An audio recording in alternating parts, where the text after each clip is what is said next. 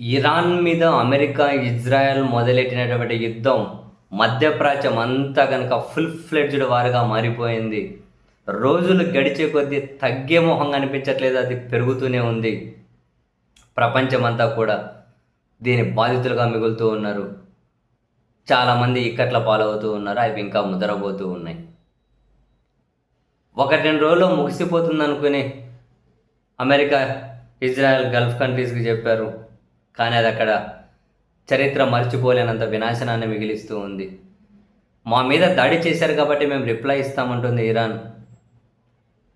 నిన్న కూడా చెప్పారు, మీరు గల్ఫ్ దేశాల వాళ్ళు మా శత్రువులకు అవకాశం ఇవ్వకండి. మీ భూభాగాలను వాడుకొని మా మీద యుద్ధం చేస్తూ ఉన్నారు కాబట్టి మేము వాళ్ళని టార్గెట్ చేస్తూ ఉన్నాం. వాళ్ళని టార్గెట్ చేసే క్రమంలో సామాన్య పౌరులు బాధపడితే మేము వాళ్ళకు క్షమాపణలు చెబుతూ ఉన్నాం. దాడి మేం చేయట్లేదు. మా మీద దాడిని మేము అడ్డుకుంటూ ఉన్నామని చెప్పి ఇరాన్ క్లియర్ కట్గా చెప్పింది. మా జోలికి రాకండి, మేము మీ జోలికి రాం. మా శత్రువులకు మీరు మా శత్రువులకు అవకాశం ఇవ్వకండి అని చెప్పింది ఇరాన్. కానీ అలాగని చెప్పి గల్ఫ్ కంట్రీలో అమెరికా స్థావరాలనేవి ఉపయోగించుకోకుండా వీళ్ళు ఏం చేయట్లేదు కదా. వాళ్ళు ఇరాన్ మాట వాళ్ళు వినడం లేదు కాబట్టి ఇరాన్ కూడా వీళ్ళ మీద దాడి చేస్తూనే ఉంది. దుబాయ్లో మెరీనా టవర్ను ధ్వంసం చేసి పెట్టేశారు. ఇంకా అది తీవ్రమైనటువంటి మచ్చ చరిత్రలో వాళ్ళకు దుబాయ్కి మెరీనా టవర్ మీద ధ్వంసం చేసేసింది ఇరాన్. అదే హైలైట్ ఏంటంటే కువైట్లో కూడా అమెరికా స్థావరాలను ధ్వంసం చేసి సైనికులను బందీలుగా ఎత్తుకెళ్ళిందని ఇరాన్. ఈ వార్తలు పలువురు అమెరికా సైనికులను బంధించి ఎత్తుకెళ్లిన ఇరాన్, 2 భద్రతా సిబ్బంది మృతి చెందారన్న కువైట్ అమెరికా స్థావరాల మీదనే దాడి చేసి ఎత్తుకెళ్తున్నారట. కువైట్ ఎయిర్పోర్ట్ వద్ద ఆయిల్ ట్యాంకర్లపై ఇరాన్ దాడి, కువైట్లోని అమెరికా స్థావరంపై భారీ డ్రోన్ దాడి, బహ్రెయిన్లోని అమెరికా పోర్టుపై ఇరాన్ దాడి, ఇరాన్ దాడిలో దుబాయ్లోని మెరీనా టవర్ ధ్వంసం, ఇరాక్లోని అమెరికా స్థావరాలే లక్ష్యంగా ఇరాన్ దాడులు వరుసపెట్టి చేస్తున్నారు. వాళ్ళేం తగ్గట్లే. ఇక్కడ ఇజ్రాయెల్, అమెరికా రగిలిపోతూ ఉన్నారు. ఇప్పుడు ట్రంప్ ఏం చెప్పారు, పశ్చిమాసియాలోకి పెద్ద యుద్ధ నౌకను పంపించాలని చెప్పి బ్రిటన్ అడిగారు, రెడీ చేయండి అని. వాళ్ళు రెడీ అయితే చేశారు కానీ ఇప్పుడేమో మనసు మార్చుకున్నారేమో. ఇప్పటికిప్పుడు మేమేమి యుద్ధ నౌకను పంపించే ఆలోచన చేయడం లేదు, దాని మీద నిర్ణయం తీసుకుంటామన్నారు బ్రిటిష్ ప్రధానమంత్రి. అంటే ట్రంప్ రగిలిపోతూ ఉన్నారు. అలా బ్రిటన్ ప్రధాని అన్నారో లేదో, ట్రంప్ అగ్గి మీద గుగ్గిలమయ్యారు. బ్రిటన్ ప్రధాని మీద చాలా సీరియస్ అయ్యారు. మీ అవసరమేం లేదులే, మేము యుద్ధం గెలిచేస్తున్నాం అని చెప్పి సీరియస్గా అరుస్తూ ఉన్నారు మీడియా సమావేశంలో బ్రిటన్ ప్రధాని మీద. మీడియా సమావేశం పబ్లిక్గానే ట్రంప్. మరొక పక్క ఇప్పటికే ఈ యుద్ధం స్టార్ట్ అయిన 8-9 రోజుల్లోనే చమురు ధరలు క్రూడ్ ఆయిల్ మీద $23 బ్యారెల్ మీద పెరిగాయి.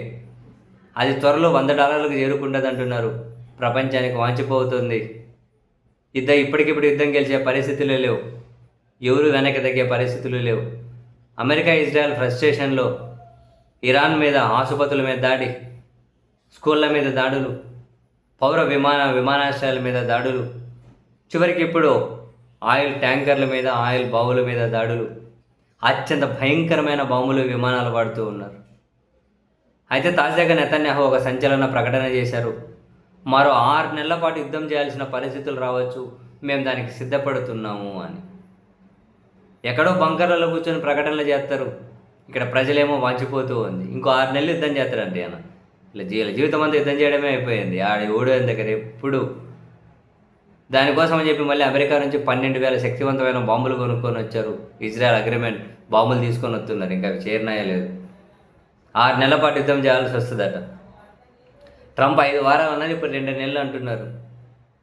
ఇరాన్ ఎప్పటికీ దారికి వచ్చే పరిస్థితి ఉండదు, రాకపోతే భూతల యుద్ధం చేస్తామని అమెరికా అంటుంది. బేసిక్గా ఇరాన్ దారికి వచ్చే పరిస్థితి లేదని చెప్పి అంతర్జాతీయ విశ్లేషకులు చెబుతూనే ఉన్నారు. క్షేత్రస్థాయికి వెళ్ళి సైన్యాన్ని పంపుతారంట. ఇంకా జరిగితే ఇంకా మామూలు కాదు, చాలా దారుణమైన పరిస్థితులు ఎదుర్కోవాల్సి ఉంటుంది. ఇప్పటికే ప్రపంచం ఏడుస్తూ ఉంది. ఇంకా 6 నెలలు యుద్ధం చేస్తారంట వీళ్ళు. చైనా మధ్యలో ఇరాన్కి సైన్యాన్ని పంపుతామన్న ట్రంప్ ప్రకటన మీద చైనా తీవ్ర అబ్జెక్ట్ చేసింది. ఇక్కడికి వచ్చి అశాంతి రగిలిస్తాం, ఇక్కడికి వచ్చి ఇబ్బందులు పెడతాం, చైనా సార్వభౌమత్వం మీద ప్రతిసారి దాడి చేస్తాము అంటే ఇట్స్ ఎక్స్ట్రీమ్. ఇంకా ఆపేయండి 2 వర్గాలు.